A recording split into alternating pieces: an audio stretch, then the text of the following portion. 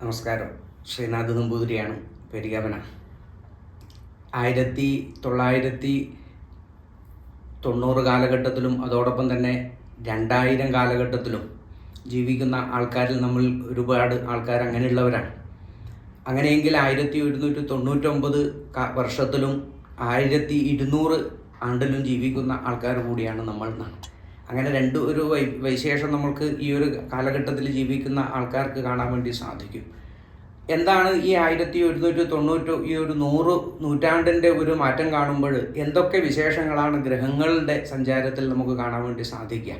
കാലചക്രം എന്നുള്ളത് പരമാണുവിൽ വെച്ചിട്ടാണ് ആരംഭം കുറിക്കുന്നതെങ്കിൽ ആ പരമാണുവിൽ നിന്നും കാലത്തെ ഗണിക്കാൻ നിർണയിച്ച് വർഷങ്ങളും നൂറ്റാണ്ടുകളും യുഗങ്ങളും ചതുർയുഗങ്ങളും കൽപ്പങ്ങളും ഒക്കെ നമ്മൾ കൃത്യമായി ഗണിക്കാൻ നമുക്ക് ശാസ്ത്രം കാട്ടിത്തരുന്ന ഈ ഒരു കാലഘട്ടത്തിൽ നമുക്ക് ഒരു നൂറ്റാണ്ടിൻ്റെ ഫലം എന്താണെന്ന് ചിന്തിക്കാം. ഈ ഒരു നൂറ്റാണ്ട് ഇപ്പോൾ ആരംഭിക്കുന്നത് നമുക്കിത് അറിയാം, ചിങ്ങം 1-ാം തീയതി. അതുകൊണ്ട് തന്നെ ഈ ഒരു വർഷത്തിലെ ചിങ്ങം 1 ആഗസ്റ്റ് 16 കഴിഞ്ഞ് 17-ാം തീയതി രാവിലേക്കാണ് ഈ ചന്ദ്രൻ ധനുരാശിയിൽ നിൽക്കുന്ന ഉത്രാട നക്ഷത്രത്തിൽ സഞ്ചരിക്കുമ്പോഴാണ് ഈ ഒരു ചിങ്ങൻ രാശിയിലേക്ക് ആദിത്യം മാറുക. അതോടൊപ്പം തന്നെ 1200-ാം ആണ്ട് ചിങ്ങപ്പുലരി എന്ന് പറയാം. എത്രയോ അനുഭവങ്ങളാണ് അന്നത്തെ ദിവസം വരിക. അതിഗംഭീരമായ പല മുഹൂർത്തങ്ങളും അന്നത്തെ ദിവസം നമുക്ക് കാണാൻ വേണ്ടി സാധിക്കും. പ്രത്യേകിച്ച് ഈ ചിങ്ങൻ രാശിയിൽ 4 ഗ്രഹങ്ങൾ യോഗം ചെയ്യുന്ന ഒരു ദിവസം കൂടിയാണ് അന്നത്തെ ദിവസം. പകല് നേരം ഗുളികനോട് കൂടിയിട്ടാണ് നിൽക്കുന്നത് കൊണ്ട് തന്നെ അത്യുത്തമമായ പലതരത്തിലുള്ള സംഗതികളും ഈ ലോകത്ത് സംഭവിക്കും എന്നുള്ളതാണ് ആ ഒരു മുഹൂർത്തത്തെ സൂചിപ്പിക്കുന്നത്. ആ ഒരു ഗുളികോദയം കൊണ്ട് നമുക്ക് മനസ്സിലാക്കാം അതിഗൗരവമായ പല തീരുമാനങ്ങളും അന്ന് ഈ രാഷ്ട്രത്തെ സംബന്ധിച്ച് രാജ്യത്തെ സംബന്ധിച്ച് തീരുമാനിക്കലുണ്ടാവും. അതോടൊപ്പം തന്നെ പ്രകൃതിയിൽ പലതരത്തിലുള്ള മാറ്റങ്ങൾ വരാനുള്ള സാധ്യതയുണ്ട്. അതോടൊപ്പം തന്നെ മനുഷ്യന്മാരിലും മറ്റുള്ള സകല ചരാചരങ്ങളിലും വളരെയധികം സ്വാധീനം ഈ ഒരു ഗ്രഹയോഗം ഈ വരുന്ന 1200-ാം ആണ്ട് ചിങ്ങം 1-ാം തീയതി നമുക്ക് കാണാൻ വേണ്ടി സാധിക്കും. അപ്പോൾ ആ ഒരു ദിവസത്തിൻ്റെ പ്രത്യേകത നമുക്ക് ചിന്തിക്കാം.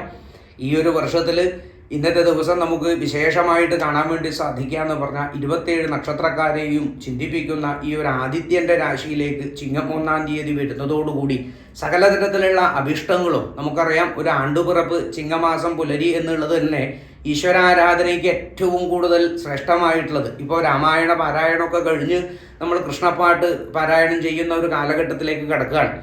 ആ മഴയുടെ ഭീകരതയൊക്കെ കുറച്ച് കുറഞ്ഞു വരാൻ വേണ്ടി തുടങ്ങിയിട്ടുണ്ട്.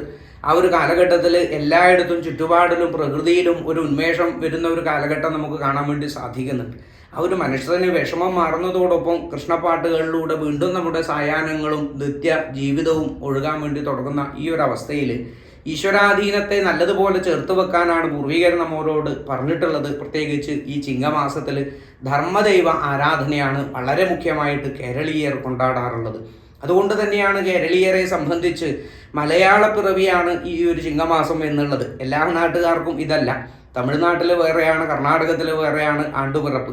മലയാളികൾക്ക് എന്ന് വിചാരിച്ചു കഴിഞ്ഞാൽ നമ്മുടെ കൃഷി വൈവിധ്യങ്ങളും നമ്മുടെ കാർഷിക വിളകളും നമ്മുടെ ഭൂമിയുടെ ഒരു കാലാവസ്ഥയും എല്ലാം ഈ ഒരു ചിങ്ങമാസത്തിലേക്ക് പാകപ്പെട്ട് ചിങ്ങത്തിൽ നിന്നും ആരംഭിക്കാൻ വേണ്ടിയിട്ടാണ്. പണ്ട് പൃഥുചരിതം എന്നുള്ള കഥ ശ്രീമദ് ഭാഗവതത്തിൽ പറയുമ്പോൾ ഈ ഒരു കാലഘട്ടത്തിലാണ് ഈ ഒരു മഴക്കാലമൊക്കെ കഴിഞ്ഞ് എല്ലാ തലത്തിലുള്ള പ്രകൃതി ദുരന്തങ്ങൾക്കൊടുവിലാണ് ഈ പൃഥു മഹാരാജാവ് ഈ ഭൂമിയെ തൻ്റെ ശരം കൊണ്ട് കൃഷിഭൂമികളായിട്ടും വയലുകളായിട്ടും ഒക്കെ മാറ്റിയിട്ട് ജനങ്ങളെ കൊണ്ട് പ്രേരിപ്പിച്ച് അങ്ങനെ കൃഷിയുണ്ടാക്കി എന്നുള്ള ഒരു ചരിത്രം നമുക്ക് കഥകളിൽ കാണാം. അതുപോലെ ഈ ഒരു കാലഘട്ടത്തിലാണ് നമ്മുടെ ഒരു വർഷത്തിലേക്കുള്ള ആരംഭം കുറിക്കേണ്ടത്. ധർമ്മദൈവ ആരാധന, അതോടൊപ്പം തന്നെ ചിങ്ങപ്പുലരിയിൽ ആദിത്യ ക്ഷേത്ര ദർശനം ചെയ്യുക. മുഖ്യമായി തടസ്സങ്ങൾ നീങ്ങാൻ വേണ്ടി ഗണപതി ക്ഷേത്രത്തിലാണ് പ്രധാനമായി പ്രാർത്ഥിക്കേണ്ടത്. മുക്കുറ്റി കൊണ്ട് അർച്ചന ചെയ്യുന്നതും ത്രിമധുരം നിവേദിക്കുന്നതും താമര പുഷ്പം കൊണ്ട് ഗണപതിക്ക് മാല ചാർത്തുന്നതും ഒറ്റയപ്പം നിവേദിക്കുന്നതും അപ്പം നിവേദിക്കുന്നതും ഇങ്ങനെ ഏതൊക്കെയാണോ നിങ്ങളുടെ ദേശത്ത് കാലത്തിനനുസരിച്ചിട്ടുള്ള വഴിപാടുകൾ ഏതെങ്കിലും ഒന്ന് ഈ ഒരു ചിങ്ങമാസത്തിൽ 1-ാം തീയതി നിങ്ങൾക്ക് ചെയ്യാൻ സാധിക്കണം.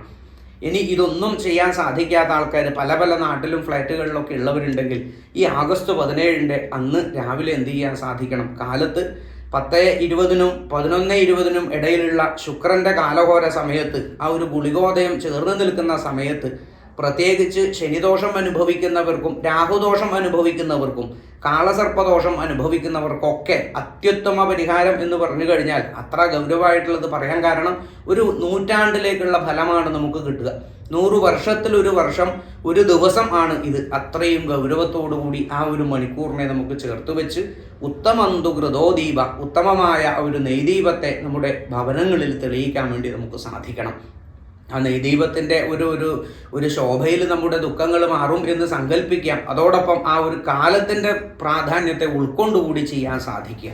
അത് രണ്ടും കൂടി പൂർത്തീകരിക്കുമ്പോഴാണ് നമുക്ക് ആത്മാസംപ്രസീദതി, ആ ഒരു തൃപ്തി നിങ്ങൾക്ക് നേടാൻ വേണ്ടി സാധിക്കണം. സകല ദുരിതങ്ങളും തീരുന്ന ഒരു ദിവസമാണ്. വളരെയധികം ദൈവിക കാര്യങ്ങൾക്ക് മാറ്റിവെക്കേണ്ടുന്ന ഒരു സമയമാണ് ഈ ആഗസ്റ്റ് 17-ാം തീയതി, ചിങ്ങമാസം 1-ാം തീയതി.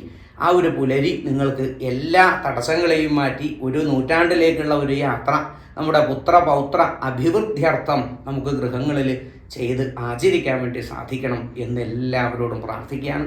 ഈ വീഡിയോ തീർച്ചയായും നിങ്ങളുടെ സുഹൃത്തുക്കൾക്കും ബന്ധുക്കൾക്കും അയച്ചു കൊടുക്കുക. ഇതൊന്ന് ചെയ്തു നോക്കട്ടെ, അതിൻ്റെ ഒരു പൂർണ്ണ ഫലം നിങ്ങൾക്ക് അനുഭവത്തിലേക്ക് എത്തട്ടെ എന്ന് പ്രാർത്ഥിക്കണം. നന്ദി, നമസ്കാരം.